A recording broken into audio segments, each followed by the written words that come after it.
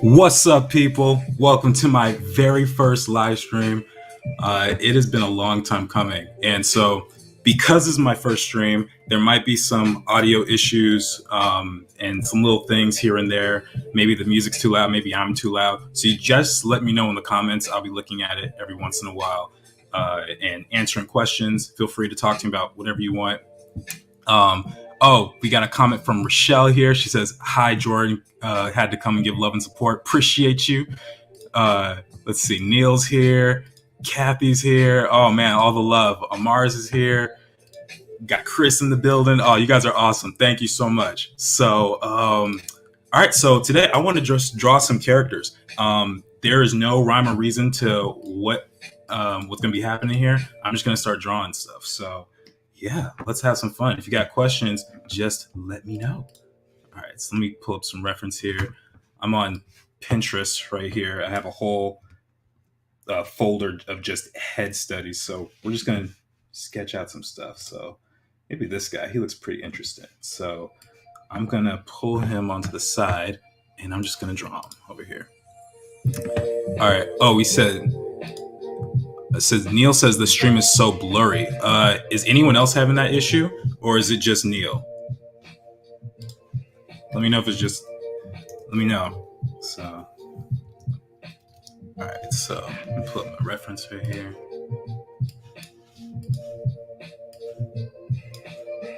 Will this be available to watch later? Yes, it will be. I'm going to post it on my channel, so you guys should have no problems watching this later on.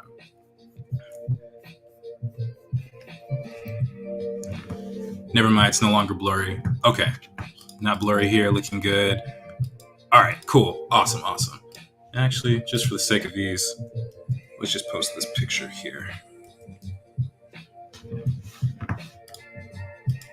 Sorry, I'm trying to get the image from Pinterest, but I guess it doesn't want to work today. So, shoot me your questions, guys. If you have any, I want to know how your day was, what you guys been up to.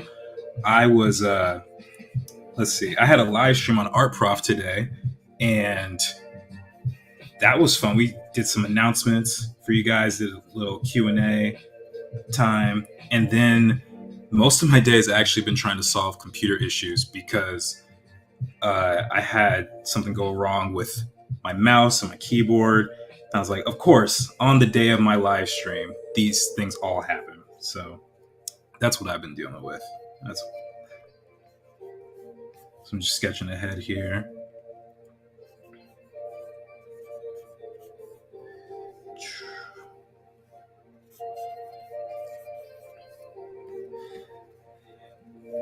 One of the things that I think is super important when you're drawing too is to really make sure you study your reference. I think that's one of the biggest mistakes people can make when it comes to drawing. They don't look at the reference enough, and they end up creating something that is sort of this sort of indistinct version of what they're trying to draw. This reference here, matter of fact, I have an idea. I know what I'll do if I can't pull it onto here. Let's see. If I can pull over Photoshop. Let's see. There we go. There we go. So that's working now. So yeah, one of the things I'm going to try and do from this point forward is really pay attention to these shapes. So I'm going to be looking at this particular shape of the nose here and seeing how angular it is, the angle of the brow over here. And I'm really, really liking the way his eyes are. You can see they're really sunk in, and especially in these areas right here. And I think that's a big part of his character. So I'm going to try and figure that out as we go. And that might involve me changing some stuff I already established, but we'll see. We'll see how it goes. Oops. There. Let's see. Amara says, was fighting with my sister and got an injury with a pillow. She hits hard with pillows. My neck is so sore right now. Oh man, I am so sorry to hear that. That is terrible. Was it actual fighting or were you guys play fighting? It sounds like you weren't play fighting though. Let me change this eye shade.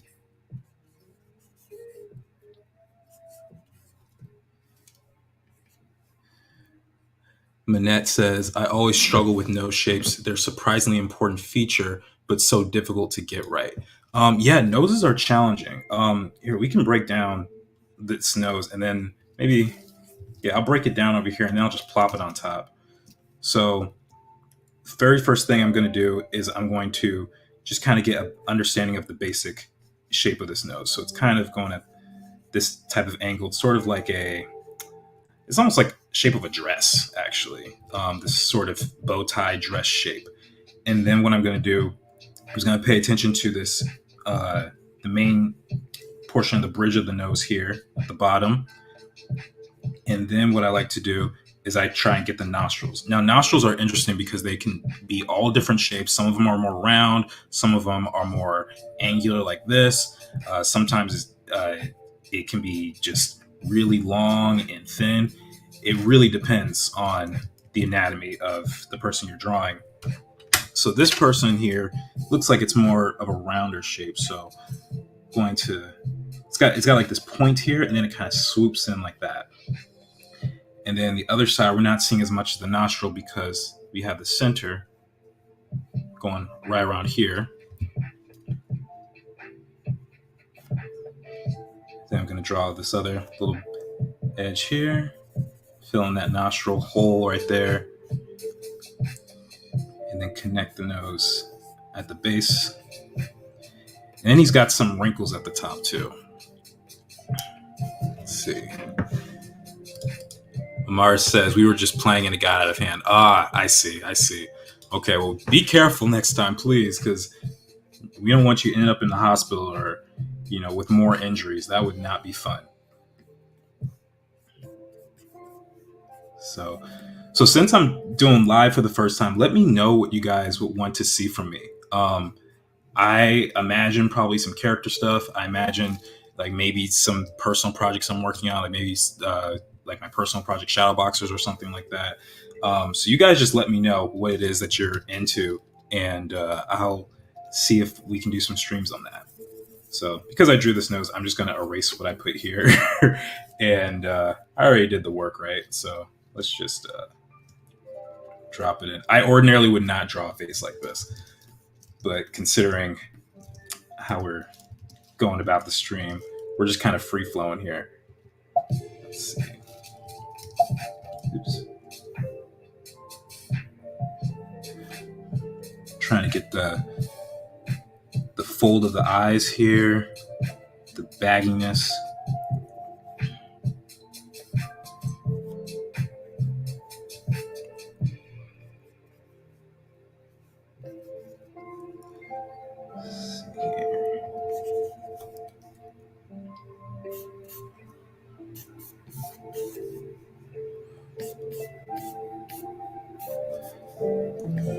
Okay. Uh-oh. Swirly wheel. That's the one thing I hate sometimes with my computer. It gives me the swirly wheel of death when I'm working, and it'll just give me a random pencil mark out of nowhere. Let's see.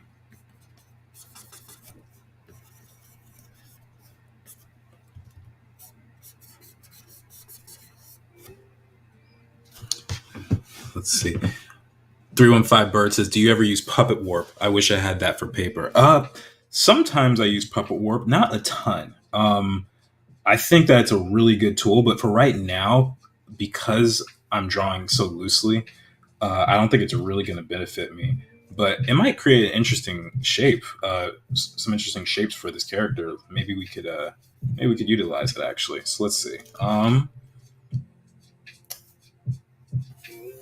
Maybe do it around the head, see what we come up with.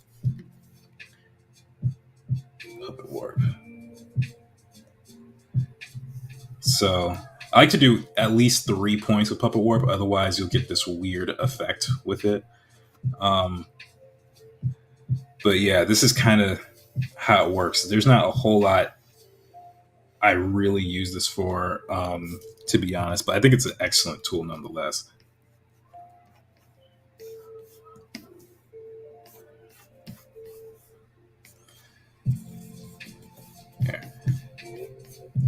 You know, I think today I'm going to practice some stylization too, so maybe I'll exaggerate some features. So I might go back over this nose, make it a little bit more broad. This mustache is out of this world. I got to do something with this.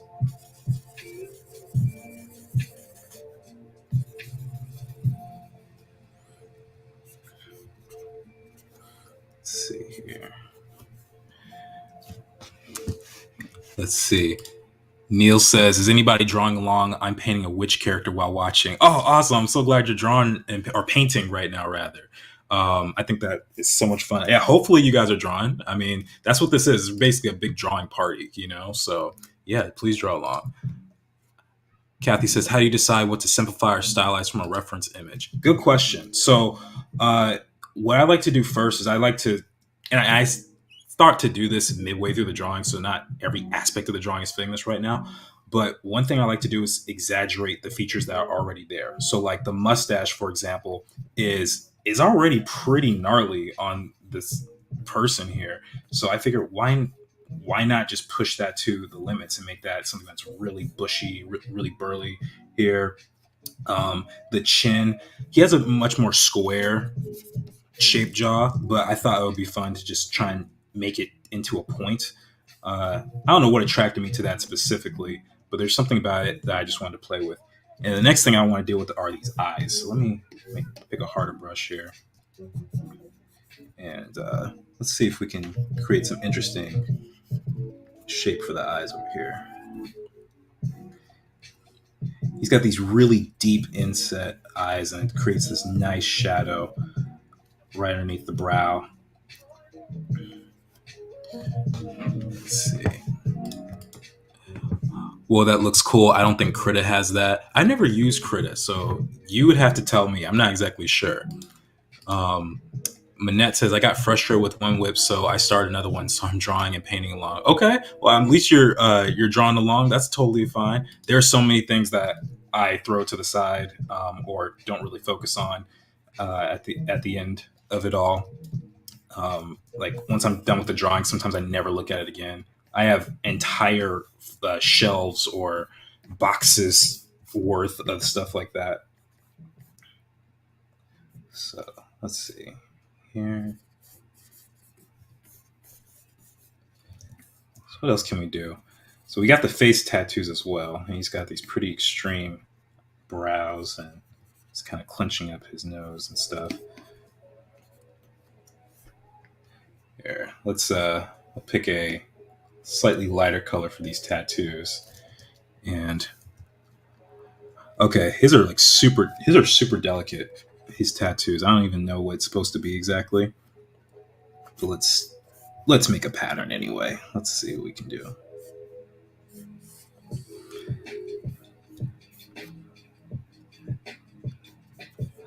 I'm curious, how many of you guys think these tattoos are really, really cool? And how many of you guys think these are terrifying? Like if you saw this guy at your local 7-Eleven, would you compliment him or would you walk away in some fear? I'm just curious. Crosby says that guy has such cool face tattoos. That is true.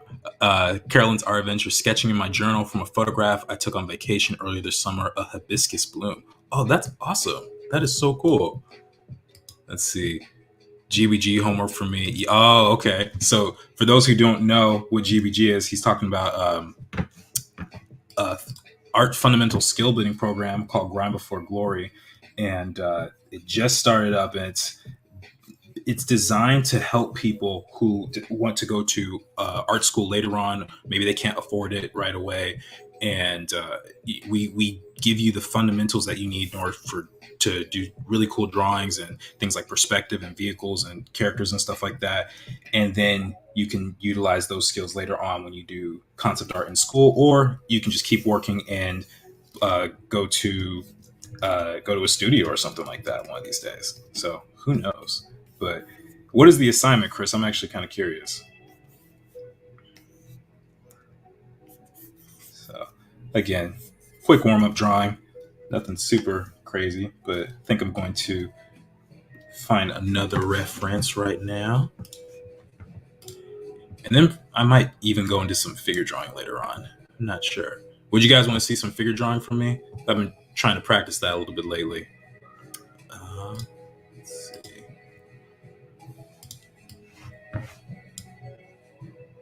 Is this going to work? Let's see what comments do we have.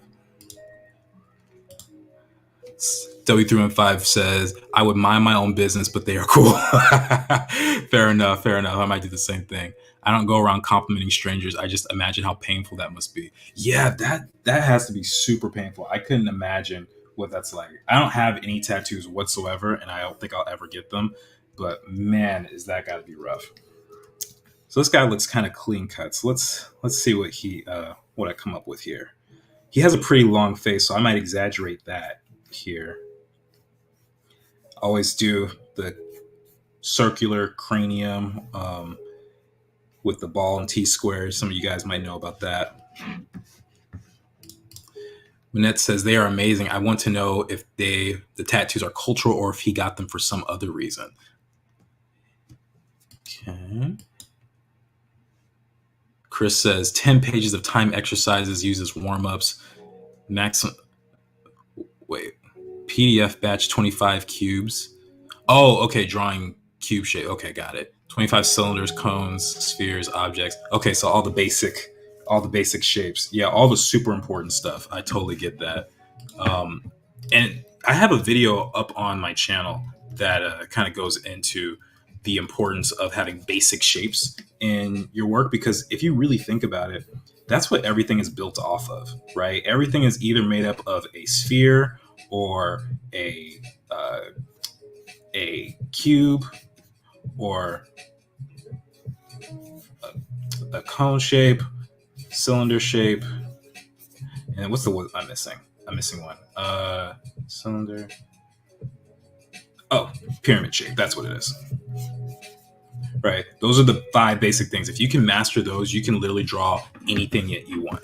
And obviously, there's going to be some that are more like hexagons, but they might look kind of like a cube, or, like there's very similar features for all this stuff. So, yeah. So let's see. Let's focus on this here.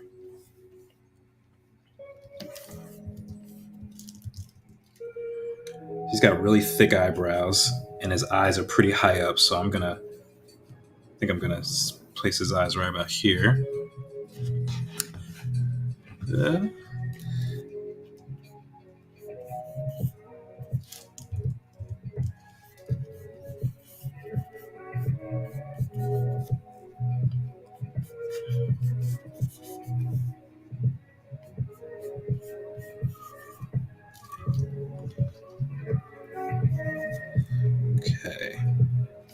Getting these eyes built in here. I don't know about you guys, but drawing heads for me is sort of like my break time in a way. I've done enough of these where, not that it's become easy, but enough where I can kind of daydream a little bit as I work. All right, then we have this cool nose here. I think I'm gonna see if we can get some interesting shape here. What can I do?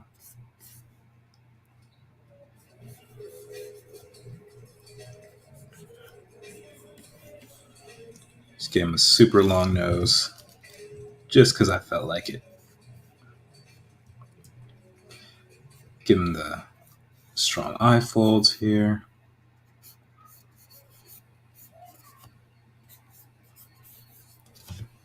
Let's see. I opened a sketchbook to a random page and redrew and painted what I had there, but in a looser, rougher way. That's a good idea. Actually, I think it's a good idea for everyone to sort of redo some of their older work. There's so much benefit from doing that because you get to, for one, you get to see how much you've grown, right? I think on an emotional level, that's a really amazing thing. But on a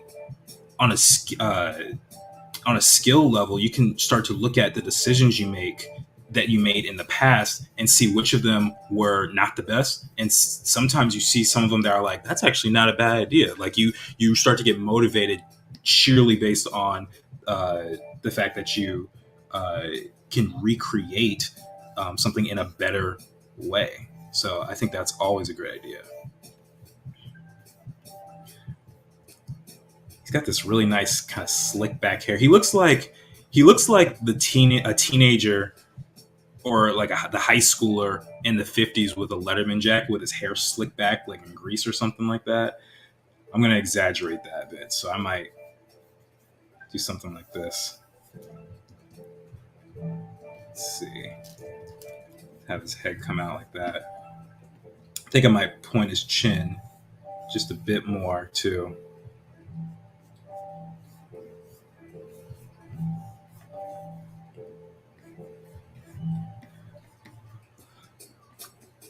Oh, as I'm drawing, someone on my Instagram asked me a question about drawing confident lines, and I posted a response, but I don't know if everyone here saw it, so I'm going to just reshare that information because I think it's important. Number one, you have to constantly be practicing, right? That's a super valuable thing. I think everyone here understands that practice makes progress, right? The other thing that I'm doing as I'm working on this, I am doing the best I can to not necessarily peck my lines. So one thing that shows poor line quality is when you start going like this, right? That can be called chicken scratch. That can be called haphazard lines or whatever you want to call it. But this is usually the sign of someone who is more inhibited, or maybe they feel a little scared or something like that. And what ends up happening is when you have a whole drawing that looks like that, like if I drew a face that looked like this,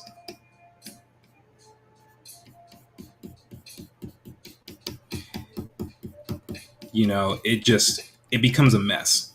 I'm not saying you can't figure out certain things because obviously there are some lines that aren't connecting, but you see at a certain point, I'm making that final decision, right? And that gets me to my next point about speed and accuracy. One thing that a lot of people think is that they see someone drawing really quickly and they think that they're just moving like this and they have to move their arms really, really fast. When in reality, what's happening is they are just making the right decisions at the right time. So if you can learn how to do that, then your drawings will actually come out a lot faster because your accuracy is so much better. If it only took you one try to get the line that you wanted versus 20, like in this example, then you're going to improve massively, right? Let's see. 315 says, where'd it go? Lines like that are walking in the dark, taking tiny steps. Yes, that's a great way to put that. I hope I remember that because I'm going to be teaching in class next week and I have to talk about line quality a bit. And so I hope I remember that. That's great. But yeah, it's like taking tiny steps in the dark. You're not really sure what you're doing. And then let's see, we got this comment from Crosby. It says, this drawing reminds me a little bit of Mark from Invincible. If you've seen that show, it's excellent. I have not seen Invincible. I've been wanting to. I just don't have Amazon. And then if you don't have it, you don't really think about it that much. So yeah, it's unfortunate, but I'll watch it at some point because it does look really cool and I've heard great things about it. But let's see. So I'm looking at this, not really feeling the placement of this mouth. I think that's partially because I made the nose a little too long. So I'm gonna cheat and move this nose just up slightly, angle it a bit.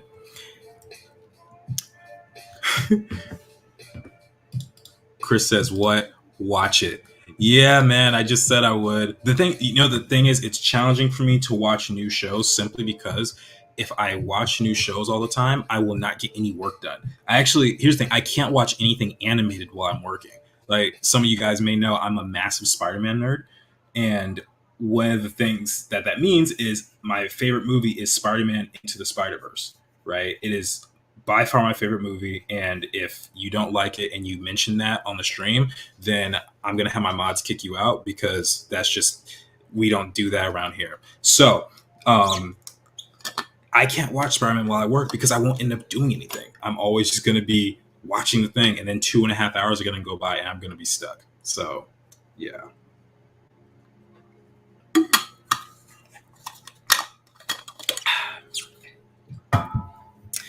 Manette says Spider-Verse is the best. Thank you. I'm glad you said it. You are more than welcome to stay on the stream, and I hope you have a good time. 315 Bird says, I like the long nose. Well, I like the long nose too. The thing is, with how I had the drawing set up, it was creating such a small chin. Like it's as if it's as if his mouth was down here. He would have had no jaw, and that I think is a bit of a problem. So I had to adjust it a little bit. But I think his nose is still pretty long. If you look at the proportions, I think his nose is still kind of on the long side. One thing I do use, we talked about puppet warp earlier, but one of the tools I like to use is just transform warp tool. I think that one's really useful because I can do things like this. Like if I want to extend his jaw like this, then I can do that. So I find this really useful. And by the way, guys, since I'm just picking random stuff, if you guys want me to draw a certain character or something like that, let me know. If I know who it is and it looks cool, then I will draw it. So yeah. All right. So as I'm looking at this, one thing I'm noticing is I think the head is too thin. That's actually me falling back on a mistake I would make a couple of years ago, especially. The reason the head looks so let me put it like this. I think the head should look something more like this. I think the ear should be closer to that. And the reason for this mistake is because the ear was in the wrong place, right? So you guys are getting my secrets. This is how drawing is. No one has a perfect drawing right out the get-go. But if I'm drawing a side profile head, let's say, and I do my 4 quadrants, right? So we have 1, 2, 3, 4. Okay. Let's say the head is facing to the right, and I have my head here, have my nose and jaw and everything. The ear is supposed to be in this lower quadrant right here. What I just did in this drawing before I realized I was making a mistake, probably because I was trying to have a conversation with you guys and all that, which isn't your fault. I'm not blaming you. I'm just saying sometimes talking and drawing sometimes can be challenging. What I did was I actually just put the ear a little too far forward. And so that creates a thin looking face. You don't get that side profile the same way. So that's something I'm going to address right now really quickly. So I think the easiest way is just take all this and just move it back. Yeah, like even that right there. Like if you look at the difference right there, right?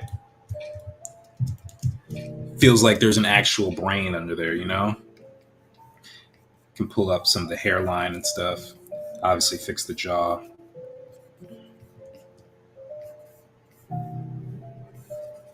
Have the neck muscles and everything. Collarbone.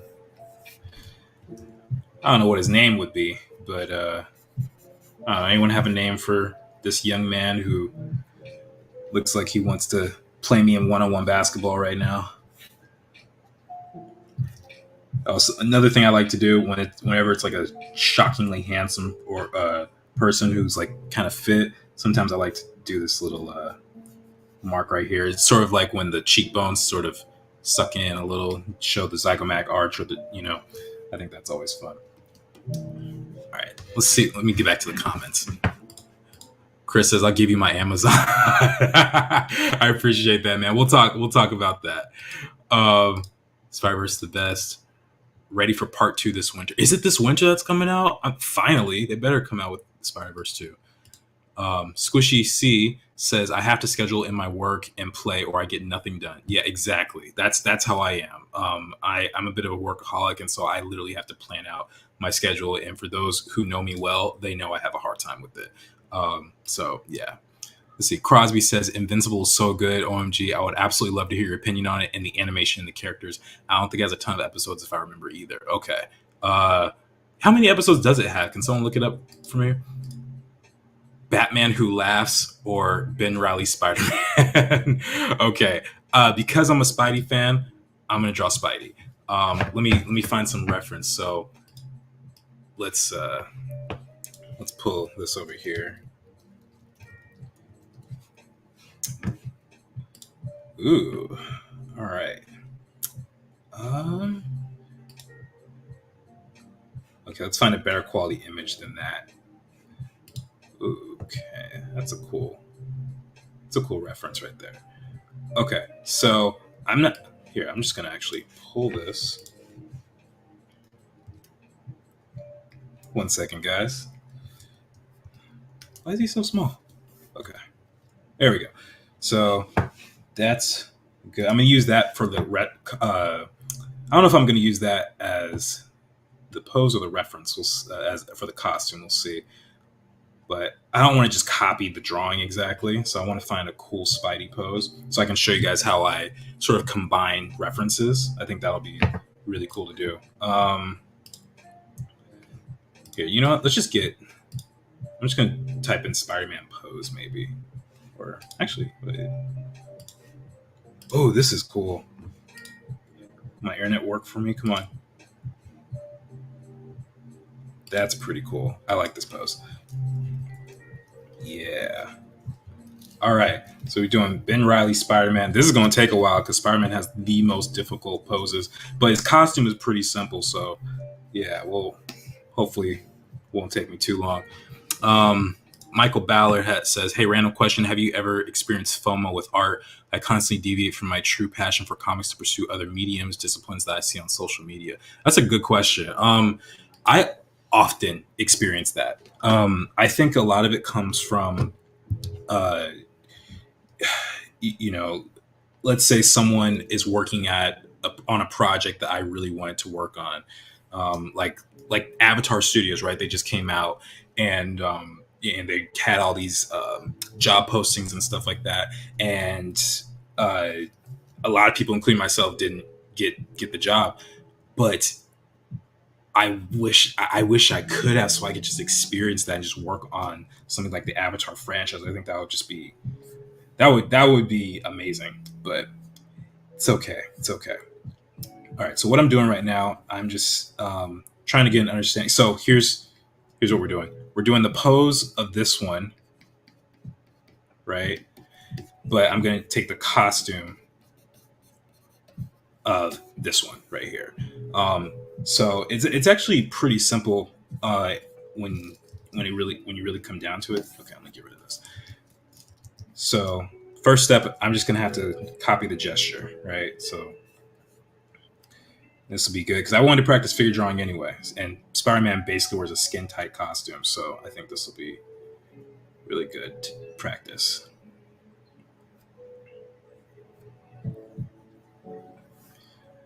And I picked this pose especially because of the legs. I'm actually going to put this away for now. I don't need him at this moment.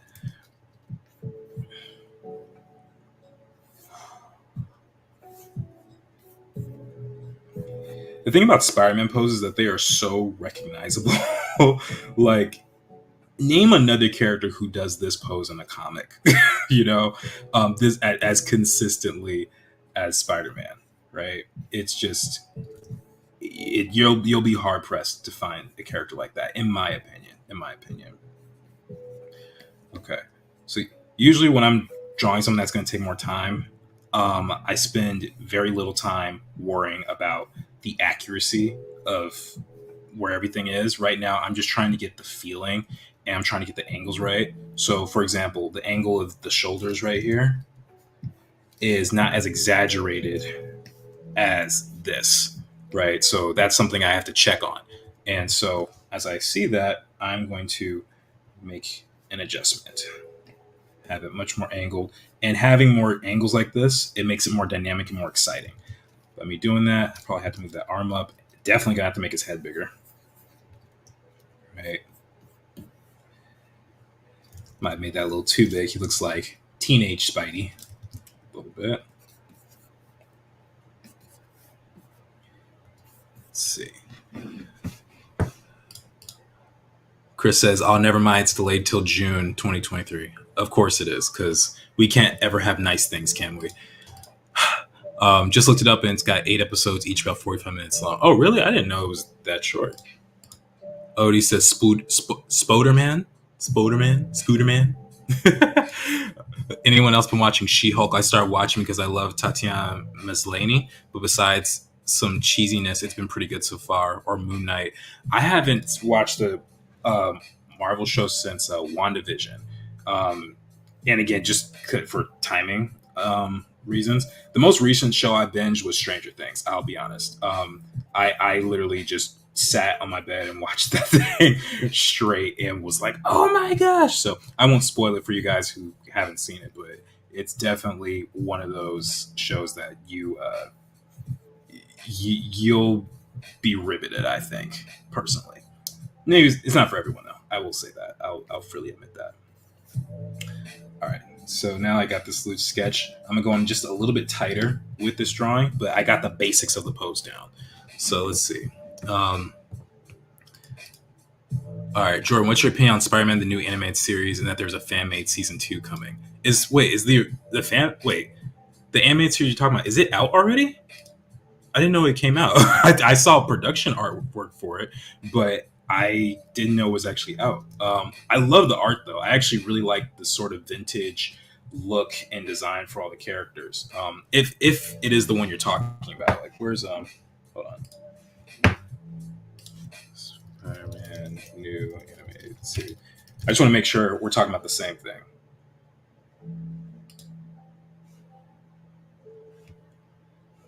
Okay, is it this? Is this what you're talking about, or are you talking about the ones that are straight out of the MCU? Yeah, this came out in 2003. Oh, okay, you're talking about this one. I didn't even know this existed until I was watching a YouTube video and someone was talking about like the forgotten Spider-Mans, and I was like, what the heck is this? I don't know what it is. I think it was kind of done a little weird. Visually, I'm just not really impressed by it personally. But I haven't seen the show. I don't know the writing or anything. I will say it reminds me of the Ultimate Spider-Man game from 2005. If anyone knows that game was so much fun. It basically created the comic book look for video games before Spider-Verse actually came out. Wait, let me put game. Yeah, so you get to play as Spider-Man and Venom, and this is what your world looks like. Everything just literally looks like it's pulled out of a comic. You punch characters, and they have bam and wham and pow. This game was so much fun. I spent so many hours playing this as a 10-year-old. It was just great. I had fun. Kathy says, you ever draw a character and find yourself making the same facial expression or pose? All the time. That is very common for me. I actually think most artists do that because you have to get into the feel of your character. And fun fact, so some of you guys may know the movie The Prince of Egypt. There's a scene where Moses is interacting with his mother for the very last time, or his adopted mom, and he just found out, he's a Hebrew, he's not Egyptian. And now I think if you haven't seen the movie, spoilers for a 20-something-year-old movie. Anyway, there's a portion of it where he's being comforted by the mom, and the animator for that scene, he said that he actually thought of his own mother and the way she would comfort him, and as he was doing it. because he had to kind of get into that mindset, right? He's not a mom. He's never been in this situation, but you have to find a way to get in the shoes of that character. So yeah, I'm always doing that. And another common practice, actually, a lot of artists will have they'll have mirrors right next to their desk, and they'll just stare at it. Now, unfortunately, with this type of pose, I cannot mimic this. Even if I really tried, I would not be able to mimic this. And if I could, I don't think I'd be able to do it for very long at all.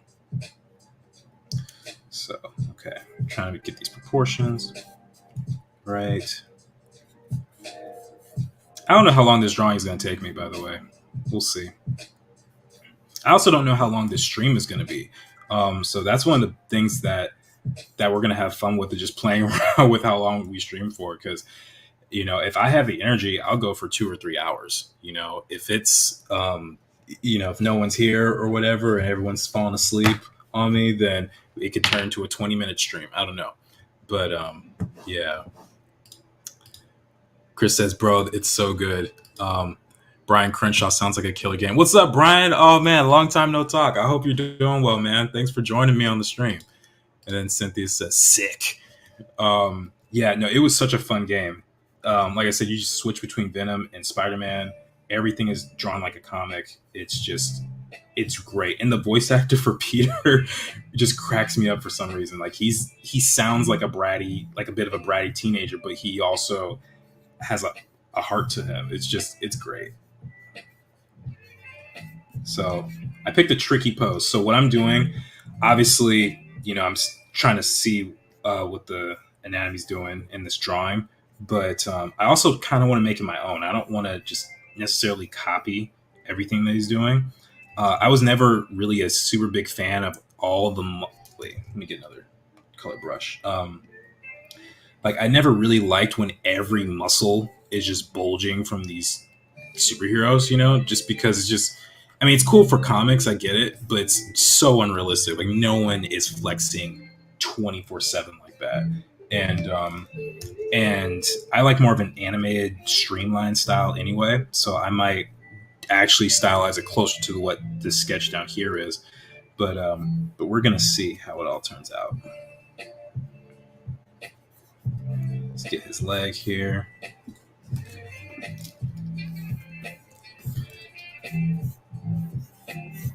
Oh, a couple other things about line art. I got on a tangent talking about Spider-Man and stuff. I also recommend drawing top to bottom, because you're pulling the line towards you and it becomes easier to control that way. If you're kind of pushing things away, that's when you start to get weird lines, So, yeah. Crosby says, it's interesting how animators use similar methods that actors use to figure out how to portray a character. Yeah, I mean, really to be honest, I think animators have to be better actors than actual actors, in a sense, because first off, when you're an actor, you're only playing one character, unless it, for story reasons or for the script, you have, the same actor playing 2 roles or something, like Lindsay Lohan in The Parent Trap or something like that. But when you're an animator, you have to think about the people who were animating Kerchak from Tarzan or what was his name, Tantar or Simba. Like, none of us have ever been a lion before. How do you communicate that? How do you humanize a lion and get it to be readable, right? Those are all things that have to be considered. So, yeah. Because I'm looking at this, I think, I've always kind of been a fan of the thinner Peter Parker. This one, or Ben Reilly, I guess we should say, but he's a little bit more buff here, so I think I want to just thin him out and just kind of put him in high school clothes or high school frame. Something about that has always just been more fun to me. So we'll see how that goes. He's got his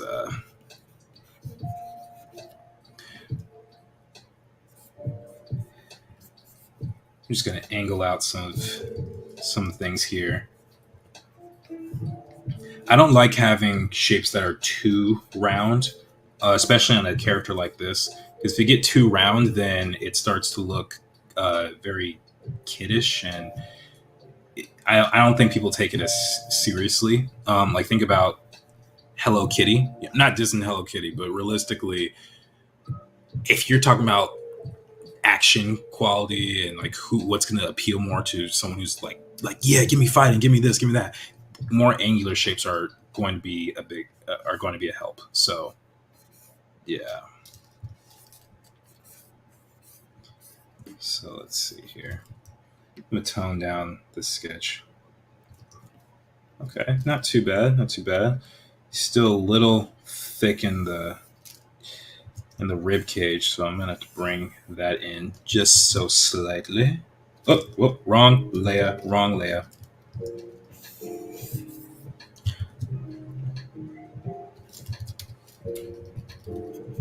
Let's see, check up on the comments. Brian says, for sure, man, been a minute. Hope you're doing well out there. So far, I'm surviving. I'm managing. I'm doing my thing. Spidey must spend a lot of time stretching so he doesn't pull a muscle. I think his stretches come from his web swinging half the time, to be honest. Neck is feeling a little less sore. It's a good thing my mom's a nurse. Otherwise, I'd be in trouble. Got hot and cold. Press going. Mom said it'll help relieve the pain, and she's right. Good. I'm so glad you're feeling better. We don't want any injuries around these parts. Amara says, wow, Zethrix, it ranked. How would I have ranked? Oh, wait. You're referring to this. Top Spider-Man shows, Spider-Man 94, Spider-Man Unlimited, new animated, Spectacular Spider-Man, and Spider-Man 1967. You know, I was... so I've only seen a couple of episodes of the... of this 1967 Spider-Man. It is so funny to me.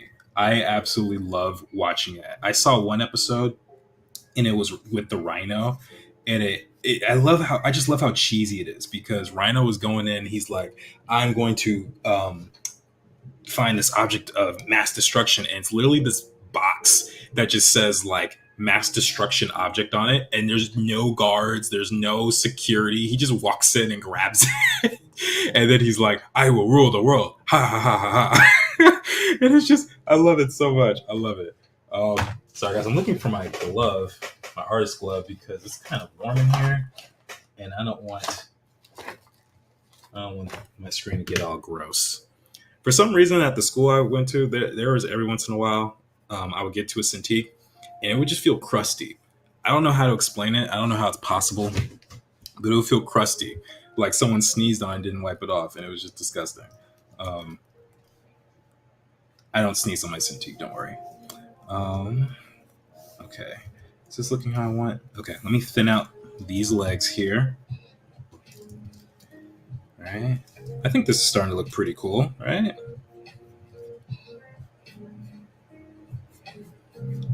Yeah.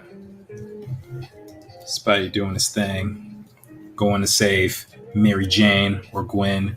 Well, I guess he didn't really save Gwen, but, you know, maybe he's trying to. I don't know. That was dark, wasn't it? Okay. All right. So I think we got the pose just about down. And now I think I can go about adding the suit. Right? So let's add the suit here. And if I were drawing traditionally, this would be in much less steps, just because when I'm sketching traditionally, it doesn't feel as official, you know? But with this, I think I might have another, whatchamacallit, an additional layer or two working for me. So I don't need that initial sketch. What you guys think so far? He's looking Spidey-ish enough? He's looking all right? That muscle here. I'm curious, what are your guys' favorite superheroes? I've been talking about Spider-Man all day, which I could continue to do. But I'm curious who some of your favorites are. Is it Batman? Is it Wolverine? Is it also Spider-Man? Is it a particular version of one of these heroes? Like we got the recommendation to do the Ben Reilly Spider-Man, but maybe some of you like Miles Morales, or maybe some of you like Penny Parker or Gwen or something, you know? So I'm curious. So right now, I'm just loosely I'm looking back and forth all the time, so I'm constantly going bam, bam, bam, bam, and trying to figure out the shape of his lenses, and also trying to figure out what I want to do with how I want to do that with the mask, right? So yeah, here we go. So initially, I gave him a pretty sharp jaw. I'm gonna make it a little bit more round just to age him down slightly.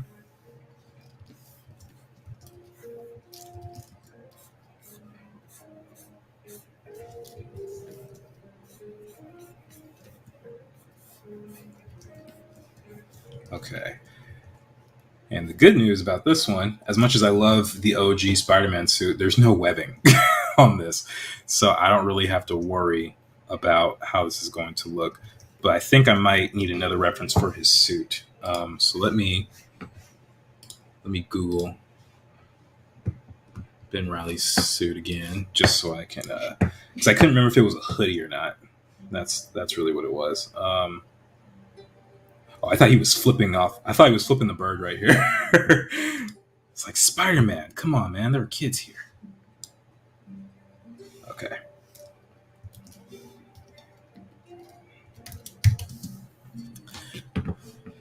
Brian says, looks pretty Spidey-ish to me. Has that energy.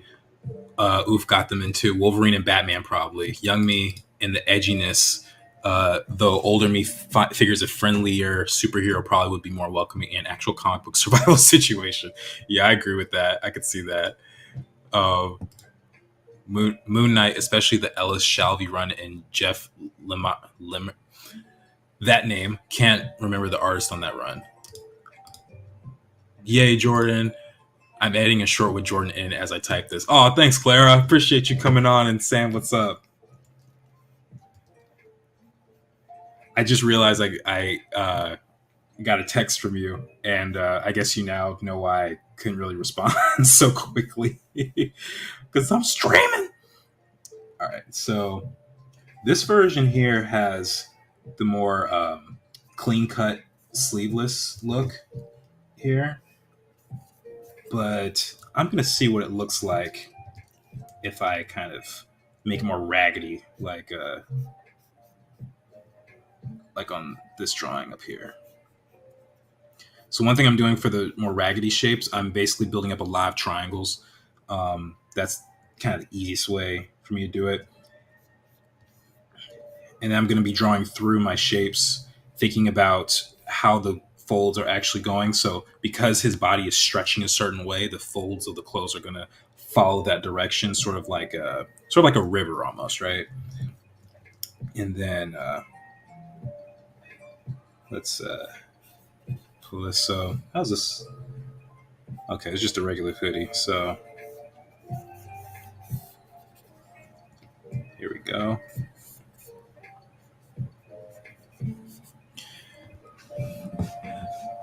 Neil knows his prop lose in the building.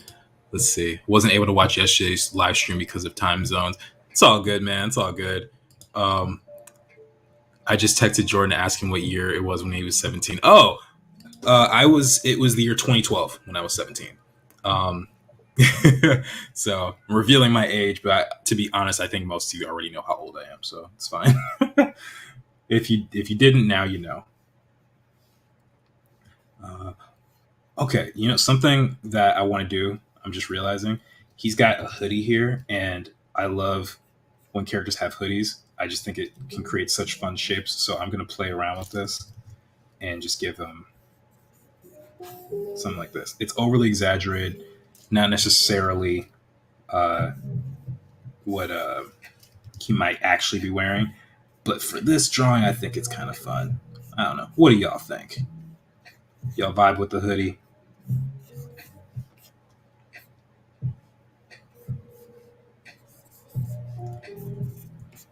All right. And then we got the cutoff sleeves here. So we got to tatted that up. I got to say, ever since 2020 and the whole mask thing, I have mad respect for Spider-Man for wearing a mask and fighting crime all day long, and fighting some of the most terrible villains that the Marvel Universe has ever seen. Like, dude fought Thanos, he's fought Venom, dude's fought Green Goblin and Dr. Octopus, and he just completely covered. I don't know how he can do that. But, yeah. Age reveal. OMG, ha, moan. Now you don't have to text me back. Okay, cool. Glad we can arrange that. Good Lord, I feel my age with the kids I work with, 9 through 17. Sometimes I have to remind them that I'm literally 20 years older than you. Yeah, I think I still got another year or two to like figure that out or to really get used to that. I haven't run into that too often. Hoodies for life, man. Yeah, if it wasn't like 90 degrees over here, I would probably be rocking a hoodie right now just to do it. Will there still be a Spider-Man post-apocalypse? What kind of suit would that be? I don't know. That would be awesome, though. Can you imagine? I think he would only have his mask in like his maybe the torso for the most part, but I think his web shooters would just be. I think his arms would be bare. He might be wearing some tattered pants or something. Maybe some like really messed up boots. I don't know. I think he would have like really cool web shooters, though. I think those things would be bulky and just that would be sick. Oh man, maybe I should do that. Still wishing Spider-Verse Miles kept the hoodie iconic. Yes, I really wish he did. That was such a good look for him, and he only had it for a little while in the film with the final suit. I mean, yes, there's the suit with him, like the cheesy one where he's got like the eyes cut out and everything. But there's something about just the hoodie, shorts, and the full complete Spider-Man suit look that is just. I think that's my favorite. They should have put that into the Miles Morales game too. I don't know why they didn't, but whatever. Okay, so right now I'm thinking about his arms, trying to think about the anatomy here. It's a bit of a weird angle, especially because I don't have an exact reference for this other than the drawing itself. And so I'm trying to think. This would be the elbow here. This would be the brachioradialis because this is this part of the forearm that I'm drawing right here. This is his bicep. So his tricep actually might look closer. Something like this. Yeah. And again, this isn't going to be a perfect drawing. I'm not trying to make this perfect. I'm not going to clean this up or add it to my portfolio or anything. This is just us hanging out on live together for the first time. So again, I want to thank you guys for even joining me on the stream. I know you guys are in different time zones. Some of you are probably sleep deprived. Some of you probably had a long day of running errands or hanging out with friends or whatever. But I really want to just say thank you for even giving me a little bit of your time. We've been here about an hour and I still feel fresh. Like I still feel like we can go for a little bit longer. Yeah, thank you guys. It means the world to me. And I really, I want to start really growing this channel. I took some time off for personal reasons. Some stuff in my life was a little hectic. I'm not going to go into that right now because some of it's still a little fresh and it pains me to my core. Some of it, not all of it. But yeah, maybe one day I'll discuss it in more detail. Okay, this is something I should not have done.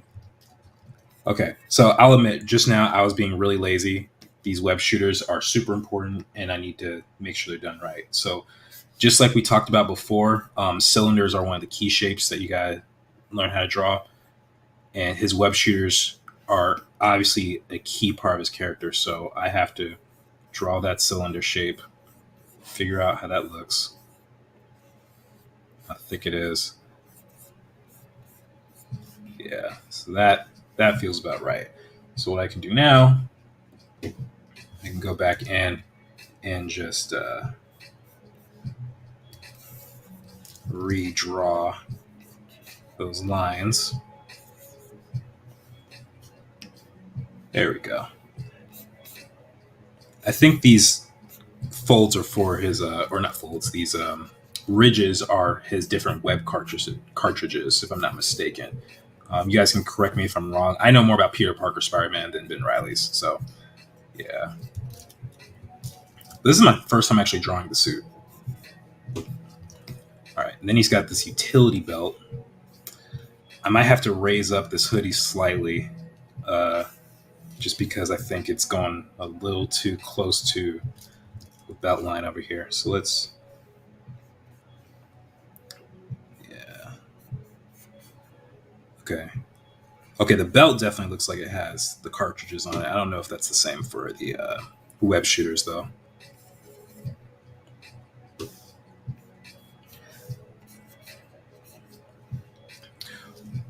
Okay. I have a tangent, but I'm going to fix it in a second. So one thing some of you guys may or may not know, tangents are bad, right? So right here, I've created a tangent because I have the hoodie going right here, but the belt is also attaching. And what it does is it ruins the depth of the field. It ruins the space in between. So what I'm going to do is I'm going to cut this a little bit, and I'm going to have that hoodie clearly overlap the belt so that it feels like it's more in front. And that way it creates some space. It looks cool. And I don't have to worry about that anymore. All right. So now I think the rest of this costume should be pretty easy. I think the only difficult thing left is it's not even difficult, but it's just going to be his, whatever this thing is on his leg. I have no idea what that is. Add some angles here. Come on. Let's see. Watching is infinitely easier than conducting a live stream. Tell me about it. Yeah, there's some troubleshooting we had to do beforehand, but so far it seems like you guys are able to hear me well enough, and I guess the music that I'm playing is at a good volume, so I guess we got pretty good on the first try. Got pretty excited about that. One cannot replace the temporal realness that is the living stream. Power to your gesture, sir. Thank you for streaming. It gave me a push to get my sketchbook out. Good. I'm glad I can help inspire you. Actually, it's helping me too because, I think sometimes when I'm in my space by myself for a long period of time, I get kind of tunnel visioned, and it becomes challenging to really think about my work from a fun perspective or from other people's perspectives, because we're always judging our own work. So it's nice to know that I can inspire some of y'all, even if for just an hour or so. Let's see.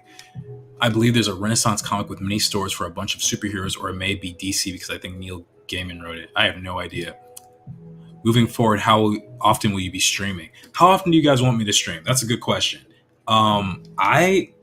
Ideally, if I had a perfect world, I would stream at least twice a week. I'm not guaranteeing that because life happens, but I think that would be a pretty good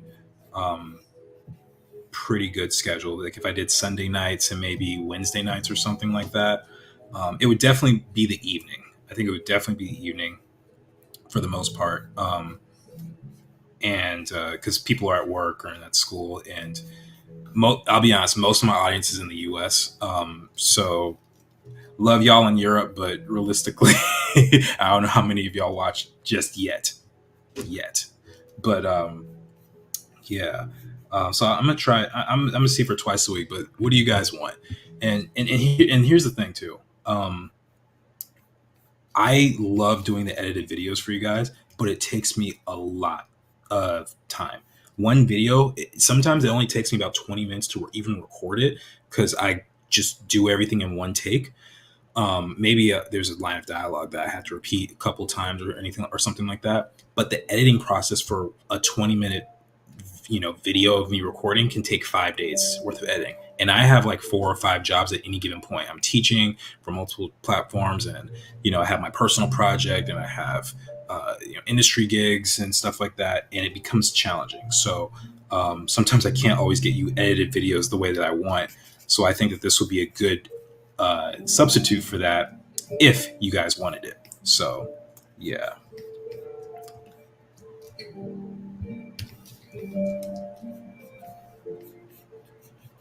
Let's see. Um,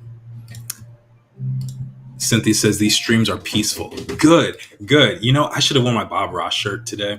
Actually, I just realized I'm drawing a Marvel character, and I got my Avengers shirt on. I didn't even think about that. So we're all fitting. But you know, I planned that on purpose because I noticed that a lot of times, um, when it comes to drawing, some people can be more stressful than helpful. And I don't operate very well under stress. And I imagine I am not an island. I imagine a lot of you guys are like that too. And I know some people are going through different things in life. It's been a tough couple of years for us, right? Not just because of the pandemic situation, but because of family stuff. I have lost family in the last couple of years. I've you know uh, dealt with some stuff, right? And I want to be able to provide a place where we can just chill out, draw, have a good time. I can share with you some of the things that I've learned or am learning. And at some point, I'm thinking about working on my Shadowboxers project on these streams. Obviously, not going to spoil stuff for you guys, but I think it might be fun if I share some of my process and you guys could see me working on it in real time because I have big plans for it. And Yeah, if you guys don't know what that is, it's my personal project that I've been developing for a couple of years now. It's basically this Afrofuturistic sci-fi fantasy story that I've been writing and developing. Um, a lot of the characters you might see on my Instagram, which is my Instagram name is literally right here, JoMcFo. If you don't have it on for some reason, um, but yeah, you'll see a lot of the characters for that project on there.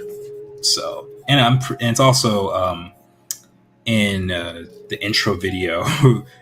You see a quick clip of the characters, and there's a chibi version of my main character Javen on my cover photo on YouTube as well. So yeah, BRB getting a cookie. I appreciate the fact that you even told me that. That is so sweet. I don't need to know you're getting a cookie, but that's very sweet of you. I gave knitting a try for the first time. It took me 3 days to knit a hoodie. I think I'm a stick to cosplay and drawing comics. 3 days to knit a hoodie sounds really fast, though. Am I wrong? I don't know anything about knitting, but that sounds incredibly fast. Um, Mars, that's pretty normal time. Seems pretty speedy to me. Yeah. Okay. Yeah. I'm not tripping, right? Crosby says that was an interesting little bit there about the tangent thing. I never thought about not letting overlapping clothes parts touch like that. I'll have to remember that next time in drawing. Yes, tangents are really important, and it's one of those things that when you're in school, people call you out on it if you don't get it right. We call that the tangent police, and I'll admit it's annoying, but it's also helpful. It's sort of like so if you're cooking something on the stove and someone says your fire's too high, and you're like, oh my goodness, like leave me alone. But they got a point because one time, actually, I remember how I learned how high fire needed to be because when I was 13 or 14 years old, I was making pancakes for the first time or one of the first times. And I think my dad was asleep and he didn't really like me like touching the stove at that age, but I was like, I'm hungry and there's no cereal here. Gotta figure something out. So I made some pancakes with the little batter we had left. And I had the fire so high that within about 3 minutes, all my pancakes were black on top, but they were batter in the middle. And I had no idea how to regulate that sort of stuff. Um, so, uh, yeah, that was a lesson right there. And then my dad got up and he finally made some pancakes for me. And I was like, thank you, sir, for not letting your son starve. So, yeah. Okay. I don't know. Oh, he's got uh, little pocketbook. Not pocketbook. What is this? What are these things called? This little pouch. Pouch. That's what it is. It's a pouch. Yeah.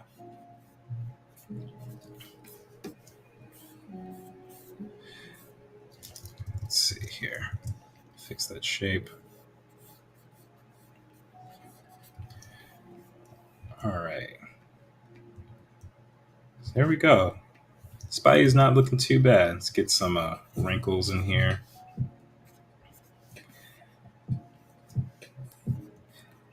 Let's see. What can I do to make them even more? Oh, I forgot the spider logo. Are you kidding me? Wow. Wow. Okay. So here's a trick for you guys. I'm gonna show you guys something. I could just trace this and place it on. I'm not gonna do that here, but I am gonna look at it for obvious reasons, right? But what you can do is you see this little butterfly up here when you're in the brush tool. This is a symmetry tool, and you can have it go vertical, horizontal, dual axis, whatever. We're going to hit vertical. We're going to pull that line over here. And I'm just going to look at the spider, and I'm going to draw it. The size of it doesn't really matter. I can always adjust the size later, but I'm just going to try and match it as close as I can. Let's see. One thing about the spider in particular is you have to really look at how sharp these angles are. So some Spider-Man logos are different, but for the most part, they have more triangular shapes on these on the legs of the spider. So you got to really be paying attention to that. Kind of a diamond shape here, and then pull this here.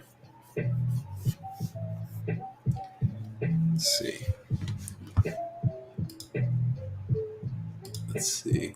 Love the music, Jordan. Oh, cool. I'm glad you like the music. This is actually, I posted a link in the video description. It's Chill Hop radio station, I believe, or YouTube radio. So I think that's the music we'll be listening to on most of my streams because they don't have a copyright issue. As much as I would love to play copyrighted songs, yeah, can't do it. I don't want to get flagged. I'd love to see a stream of you drawing your characters. Okay, cool. All right. And then looks like Kathy agrees. So, all right. So one of these days we will plan a Shadowboxer stream. I got to figure out how we would do it. Maybe I'll do some action poses of them or something, or some character sheets. Cause I've been meaning to do that. I mean to update that. Yeah, we'll figure it out. Well, tell me what you guys would want to see from me, because again, this is my first stream. Y'all are the first crew to ever come in, and there's only 11 of y'all. I think our height was 15 today, but considering the first one, I'm not mad at all. I appreciate every last 11 of you.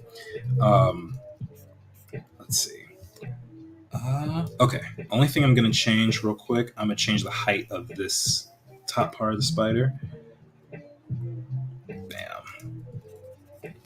All right, so now that I got this, what I like to do is I like to just copy the layer just in case, because I might mess up.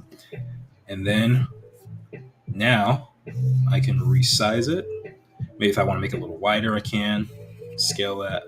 And the cool thing about this is that's sideways or diagonal, so I don't really have to worry about that. But the other trick to this is you want to make sure that you're getting it in the right angle. So right now, let's see if I can, how do I draw this out? Right now, the shirt's like this, but the logo is doing this angle. So I want to find a way to make it match so that it feels like the spider is actually on the shirt, right? So what I do is you can go to free transform, which is, I just did this with the keyboard shortcut, but you can do free transform or distort, right? I think distort is probably the best one. And then I'm just going to angle it slightly and just try and make it feel like it's being printed onto the shirt like that. And then this is where the masking tool comes in. So you have this little object down. Oh wait, you can't see it because my face. Hold on a second. Give me 1 sec.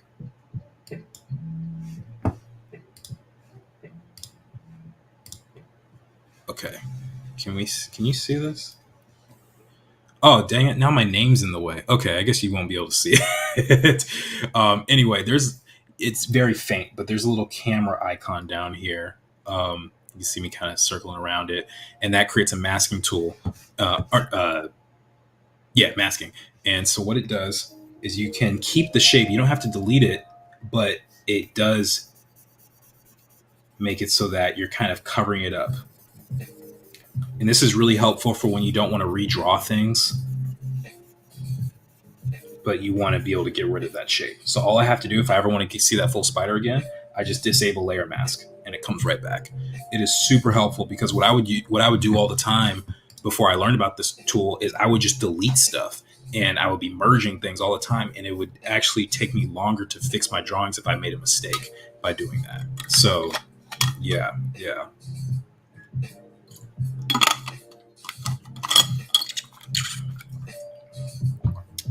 Okay. Oh wow, we got lots of love for Shadowboxers. We got capital letters over here, and then all about Shadowboxer stream. If you decide you want to do something different, I'm up for anything. All right, cool. So I guess I'll have to walk you guys through that one day. I can't show you anything right now, mostly because everything's on my flash drive, or my external drive, and the external drive of my computer is having issues, so I don't even have access to some of that stuff. Actually, wait, maybe I do have a file. Hold on a second. I might be able to show you guys something. Let's see, because if I can, oh, you guys might be in for a little bit of a treat. Let's see. All right, so this is my folder here. You guys have seen Javen a ton. Let's look at Atana. So just to give you guys a little teaser, right? Let's start with the old design. Can I find an old drawing of her that we can pull up? Oh yeah, I did this in a rush. I remember this was at GDC 2019 or something. I only have 45 minutes, and I was like, I'm just going to draw this character who I hadn't designed or anything, and I don't know what I was thinking. I should have really started something that I had or worked on something that I already started, but whatever. So yeah, that's what she looked like at one point. But then there's another phase where she looked like this. So I based her a little bit off of Zendaya in terms of her frame, but this was one of the earlier versions of him. This was about 3 years ago when I did this in summer of 2019. And then let's see. Here's another version of her. This was actually before the one I just showed you. The files are just out of order, but you can see I'm sketching out these different costumes. Now, my character Atana, she's this inventor engineer, but she's a 16-year-old genius, and it's got this Afrofuturistic aesthetic. And so I tried to find as much as I could to inspire her occupation, her feminine nature, and also like the kind of African aesthetic I was going for. So I went through a lot of iterations. I think she was one of the most challenging characters to actually design. But this is just, I'll go through this even more in depth on one of my other streams, because this is just to show you a sample. But then I ended up with this for a bit. Never really liked it, to be honest. I didn't think it matched with what I saw in my head. I don't know if you guys ever get like that, where you see something in your head so clear, but it doesn't turn out the way that you want it when you're actually drawing. So yeah, that happened here. But yeah, let's see. Got more sketches. Found some models on Instagram that I thought were really good for either face shape or facial features. I basically stole this woman's hair for my character. This is actually Lauryn Hill's daughter, by the way. So those of you who know Lauryn Hill. And this one, I actually still like this look. I might be able to find a way to weave it in somehow. But what it ended up turning into later on, where is she? After a lot of trial and error, it became this. So this is how Atana looks right now. And there's still like one or two things I might want to adjust on her, just to make her simpler to draw. But I'm really happy with how this turned out. So yeah, and then I think I might even have. Do I have action poses of her? Oh, I started to do action poses, but yeah, I just got started. I didn't even draw the clothes on her yet. Let me see. What is this? I don't know what this is. Oh yeah, her using her abilities, some loose sketches of that, and then some more poses. This one actually came out really cool. I like this pose. I think I should finish it. What do you guys think? Maybe on my next stream I'll finish this drawing. Let's see. I sleep to Lo-Fi Girl. I think a lot of people do. Brian's like, spill Squishy C all the time. Oh yeah, man, my drawings don't end up the way I imagine on the quite often. Let's see, Erica. Oh my goodness, Erica, you're joining my stream. Thank you so much.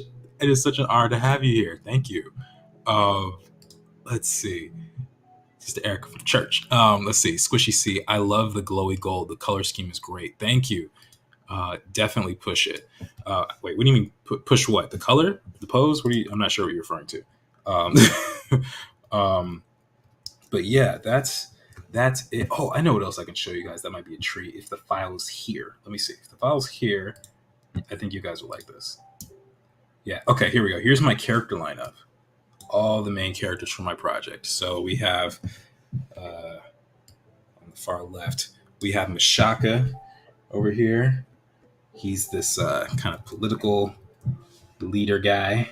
I don't want to get too much into this because, again, this isn't really a Shadowboxer stream necessarily, but I can't resist talking about my project, you know?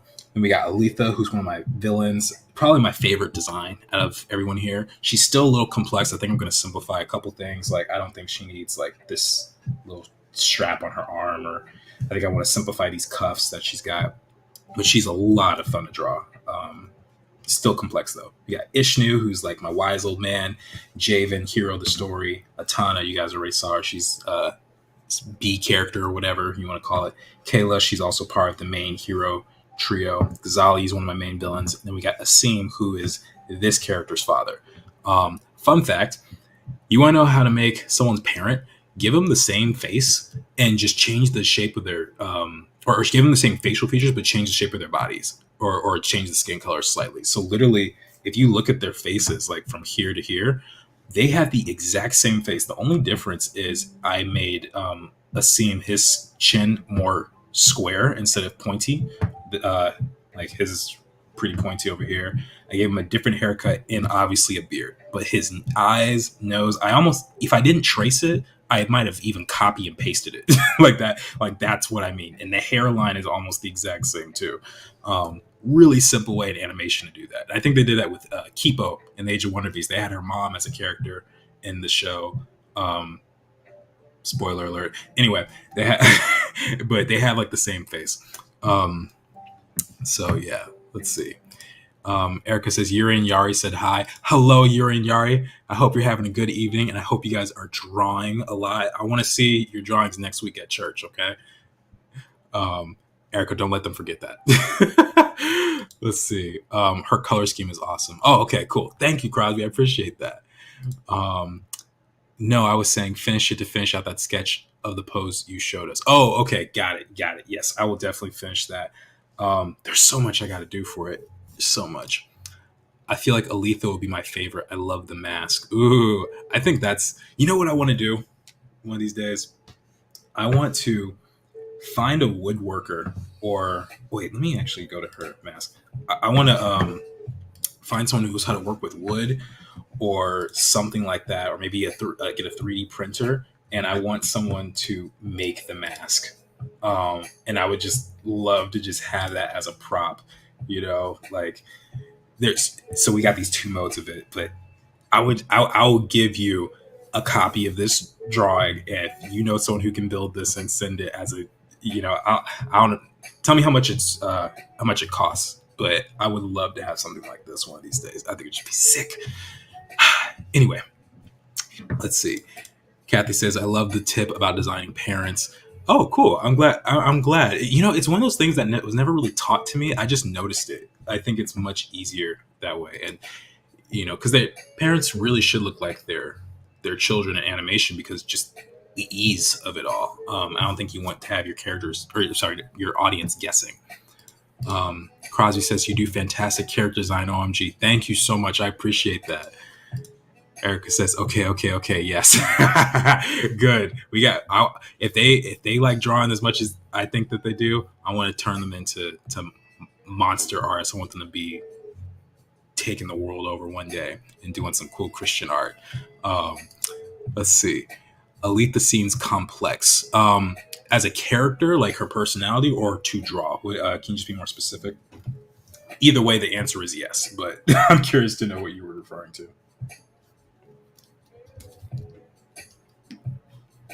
All right. So what I'm going to do here, I don't think we need this blue layer anymore. Let's make the lines black. And then last thing we'll do here is Spider-Man is not complete without, you guessed it, his webbing. So we gotta do his webs. I think this might be I thought it was Todd McFarlane's Hennessy Jason, but I think Todd McFarlane popularized this method where they had these kind of spaghetti webs. I think before they just did the standard, like this kind of look. But with Todd McFarlane, he really came in and said, what if it's coiling? And what if there's knots? And then it's kind of stringing here and there. So I like that method. So we're going to do that. And let's get it back here. And because it's, it's meant to be loose, I don't really have to worry about the form and whether or not it's accurate, because why? It's webbing. It's supposed to be swinging in the wind. But I think I might make this go behind him like that, though. Right. I could use the clipping mask here if I wanted to, but I don't feel like changing that. That one is in the back. It's behind him, so I don't think I'm going to really focus on that as much. This next one, though, it's going to be coming from his wrist right here. Okay, let's turn you off. We don't need you anymore.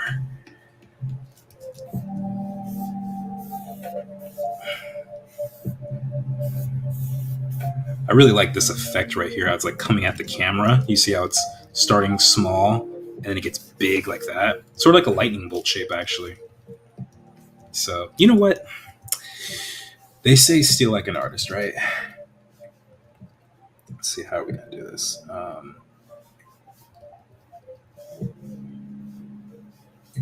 I'm not even sure if this actually makes sense for his web to be making that shape, but yeah, there we go.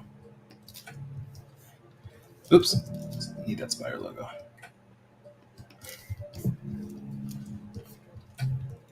All right, and then let's see. There's a couple things I forgot to do. I forgot to close out this right here. And then, oh, you know what?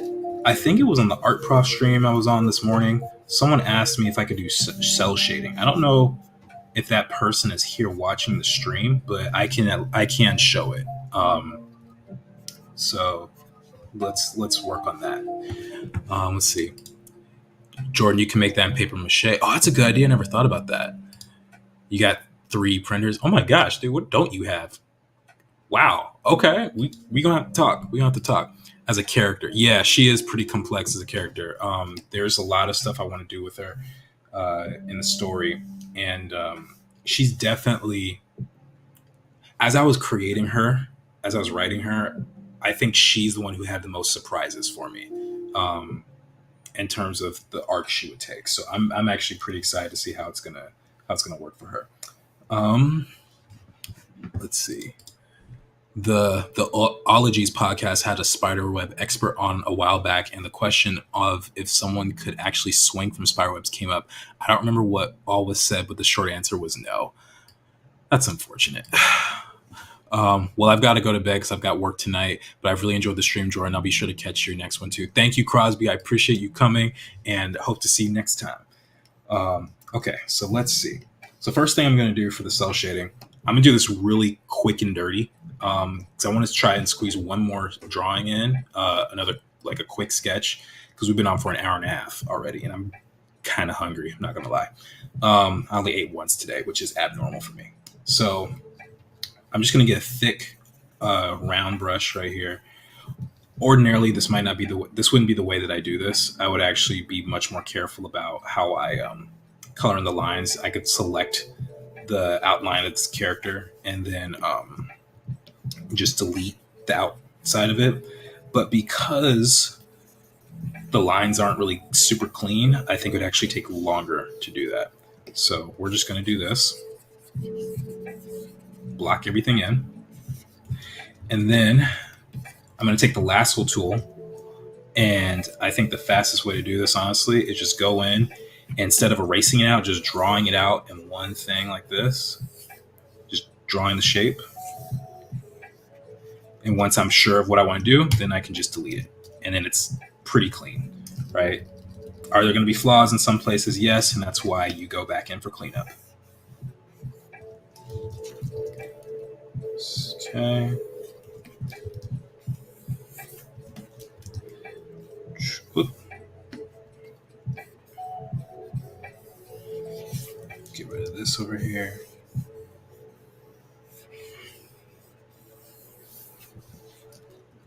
What the? Oh, I'm on the wrong layer. And I deleted the lines. Oops. One thing that I recommend you guys is whenever you have a line layer and you're sure that you want to keep it, either lock it or hit the pixel lock. Lock it means you just can't affect it whatsoever, but pixel lock is really cool because if you decide you want to change the color of the lines, it keeps the pixels in place, but you can still color it like that, right? So I find that super useful, and I use it all the time. So yeah, utilize that. And I believe every program has something like this. I know Procreate has it. I know Clip Studio Paint has it. It's very important to digital artists, especially if you're working on a big project. The last thing you want is to realize that you were drawing on top of your line layer and you have to restart. I would not wish that on several of my enemies. I wouldn't say all of my enemies because some of them deserve it, but some of them, yeah, I don't want that to happen. Kathy's like, wrong layer. Yeah, we definitely watch a lot of Emperor's New Groove around here. Those of you who get the joke, hopefully, but if you don't, just watch Emperor's New Groove and wait for when Yzma says wrong lever, and you will understand. You'll understand. All right, so ordinarily, again, this wouldn't take me this long to cut out everything, but yeah. So let's get the last bits of his hoodie. Okay. So now that I have him blocked in like this is also a perfect time to use the pixel lock layer because now I have his whole thing like locked in, ready to go. And if I want to color something differently, I don't have to worry about going outside those lines, right? Really, really useful. So let's color his suit slightly. I guess it's maybe a little bit more blue. Is this working? Oh yeah, it is. Okay. His lenses. Let's get his lenses in there. What I also like to do, I'll create a new layer on top of what I created and use a clipping mask. What that means is I'm drawing on top of this this character here, but I cannot go outside of the boundaries that I set. That's clipped to, so it will not go outside of the red part unless I unrelease it. So let's say I draw it like this, and then I create the clipping mask. It automatically clips to what's underneath. It's super useful stuff. All right, so let's get his mask in here, or his lenses rather, excuse me.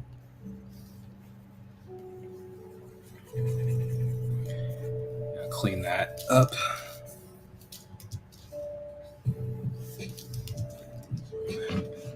Let's see. Are there people who hire out just to do cleanup? It's so relaxing. Yes, they do. There are. That's basically what a penciler is in comic, or an inker. Sorry, inkers are kind of like that because the way it's done, as best to my understanding, is you have a penciler when you're creating a comic, especially like where you're working traditionally, but also digitally as well, where it's kind of the sketchier look. You have everything figured out. But then you have someone who's inking it, whose job is just to make the lines look really nice and pretty. They have that for animation as well. They have cleanup artists, concept artists. I don't know if they have that for concept art. I think your job is pretty much just to create as clean as you can. One thing I want to do with this though, I want to treat his lenses as if they have a little bit of depth to them.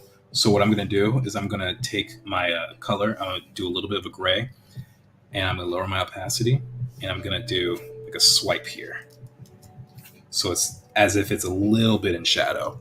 It's really subtle. I don't think you guys can see it very much, but I'm going to do that, and then I'll create like a sharp. What would happen if I would do this? Let's see. If I did a sharp... that does not look good. Okay, so we're going to stick with what I was doing. So yeah, it just gives his lenses just a little bit of depth, just to help round it out a bit. Odie says, I like to lock all other layers or duplicate my line layer. Yes, duplicating the line layer is also really important, especially if it's clean line art. I don't personally do it for when it's a sketchy drawing like this. But if I'm doing clean line art and I'm trying to test new things out, definitely duplicate. It's sort of like having another saved copy of it. You definitely want to have that going. Okay, so next we're going to do his hoodie. So it's kind of this kind of blue right here. And whoa, what is this? Oh, the opacity's down. Okay, there we go. So I'm just being a little messy here because I'm going to go back in and I'm going to clean it up just like how I have been.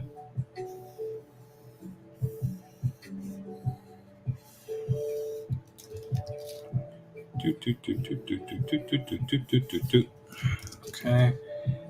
Get his arm.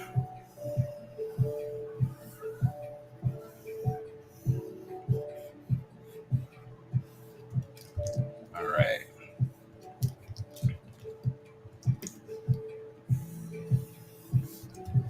Okay. It's starting to look like Ben Reilly a bit.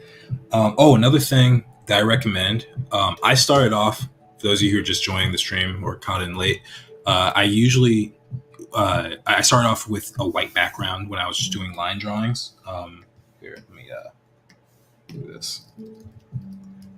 Spider. I started off with line drawings like this. So when you're doing a white background, it's fine. But when you're coloring, I highly recommend choosing a different color background. I think pure white, especially on a digital surface, actually is not a good idea because it actually kind of messes with the way your eye views colors, right? So right now I might look at this red and I might be like, oh, it's a little too this. I need to adjust. It's too far red or too far orange. I need to adjust it so it's on the purpler side or whatever, you know? So we got the blue, like that layer. And then looks like his, where's the other reference photo I had?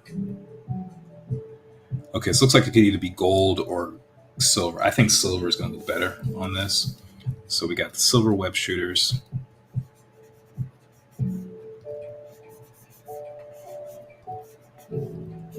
And then I'm not going to make this super clean, guys. I'm just not. So I hope you weren't expecting that. So, and there's two ways you can go about doing this, because I'm going to add a little bit of shadows on here too. You can either do all the flat colors first and then put the shadow on, or you can do the shadows first and figure out your lighting and then color afterwards. Either way is fine. And honestly, it just depends on the mood that I'm in that I would do something like that. Let's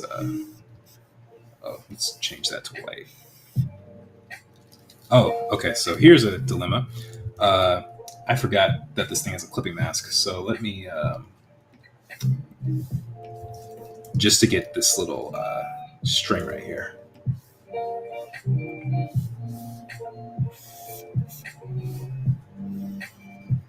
Okay, lock and layer. I'm just going to make it a little bit brighter, make it closer to white. All right, Spidey's looking pretty good.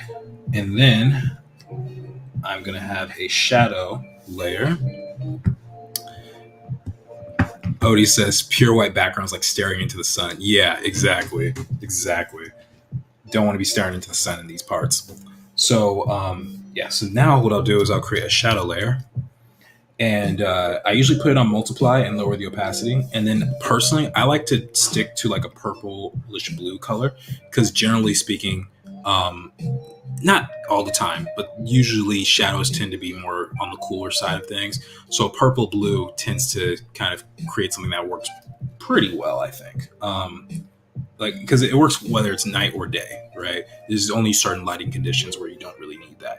So now what I'm going to do is I'm just going to draw out where I think the shadows might be. So let's see. What lighting direction should I have this come from? I could have it come from here, or here, here.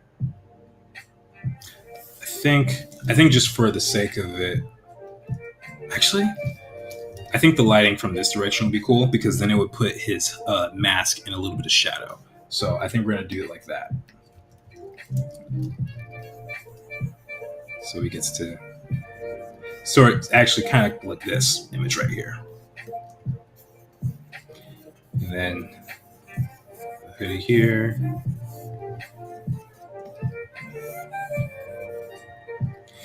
Usually the way I'll do it is I'll kind of get a general idea of where I think the shadows are supposed to be, and then I'll clean it up. So I'll do something like really messy like this. Shadows might be across this whole arm here.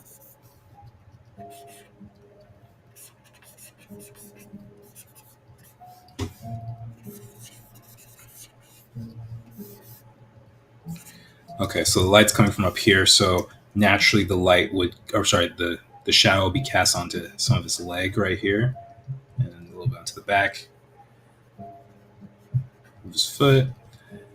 This could probably be all in shadow here. Yeah. And because I'm using the soft or the hard round brush, I don't want to just leave edges like that because it's so clear that that's just the round brush. So then I'll go back in and I'll get my lasso tool and I'll clean up some of those shapes and just make them a little sharper here and there.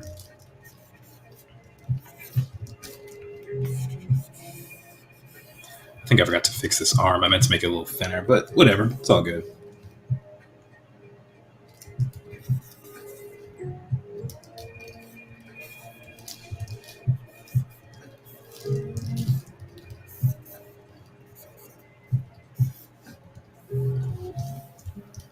Okay.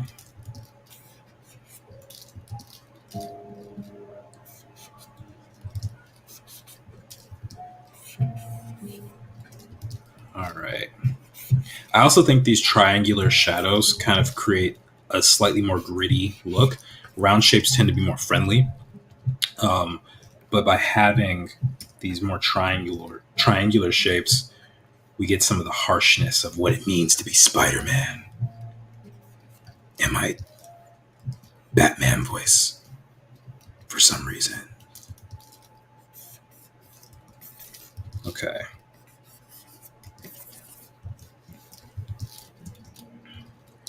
I also think it's important to like start recognizing where the muscles are with shadows. So the sartorius muscle is kind of going up like this. It's the same thing that we're seeing. You see this little light patch that I'm circling right here? That's the sartorius muscle right there. So it's the same kind of thing. And then, yeah, I think I kind of like how he has the lighting on this leg like that. So I think I'm going to take a cue here. Take off some of that. And then, where's the webbing? Let's make the webbing black. Or no, gray. We'll do gray. And then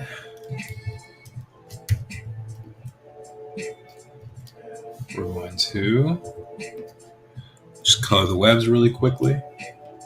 Just get the white out.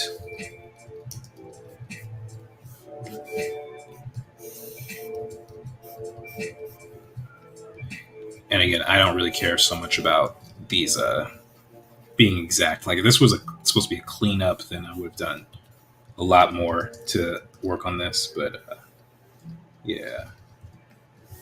All right. And then we can turn off our reference layers. And let's make this a little darker. But we got Spider-Man. Ben Reilly style. So, yeah, that's basically how I would attack that. hopefully you're satisfied, Chris. I did Ben Reilly just for you, man. Um, so yeah, so basically just to walk you through it again, I started off with. Oh, that's hard to see. Hold on a second. Hold up. Yeah. Okay. Started off with these with this really loose sketch based on the pose drawing that I saw. Then cleaned it up just a little bit more with this. I think that's a reference layer, spider. Yeah. Work. Then add this line layer, and then after that, it was just a matter of adding the colors. So red, white, blue for America. And then we have shadow, and then where's the actual spider? Yeah, there we go, the logo. So yeah, that's how I do Ben Reilly Spider-Man and the webs. So yeah, Sartorius sounds like a villain. That's hilarious. Well, I don't consider it much of a villain. It helps you walk. But that is funny though. What's the Photoshop keyboard shortcut for the lasso tool again? I forgot. It's just the letter L. And quite honestly, you can set it to whatever you want, but I think L is the easiest because lasso, L's, right? All right, so wow, it's been an hour and 45 minutes. Okay, so I think we'll probably wrap it up then. Yeah, I think we'll wrap it up because I'm getting hungry, and I know some of you guys got work in the morning or now. If you're Crosby. So we'll just go through it again. So I worked on this quick sketch. Wasn't anything special, just warming up. Then we had this, and then we drew Spidey. So yeah, guys, I'm putting the pen down. Okay, pen is down. But seriously, guys, I want to thank you all so much for joining me on my first ever live stream. I really appreciate all your comments and your support, and I'm also excited that you guys want to see some Shadowboxer stuff from me. So next time I stream, I'll see if we can plan a way to talk about that a little bit more without revealing too much. But my goal, like I said before, I'm going to try and do this once or twice a week. Sunday nights are a good night for me as of right now. If I can do it in the middle of the week, I will, probably Wednesday or Tuesday or something like that. But everyone, I hope you all take care, keep drawing. And if you guys want to see more, just please comment on this stream and just be like, more live streams, more of this, more of that. It really helps me out, and it helps out with getting my YouTube channel out there and getting more eyes on it, right? I want this channel to grow. So yeah, thank you guys again. Appreciate y'all. Take care. Peace.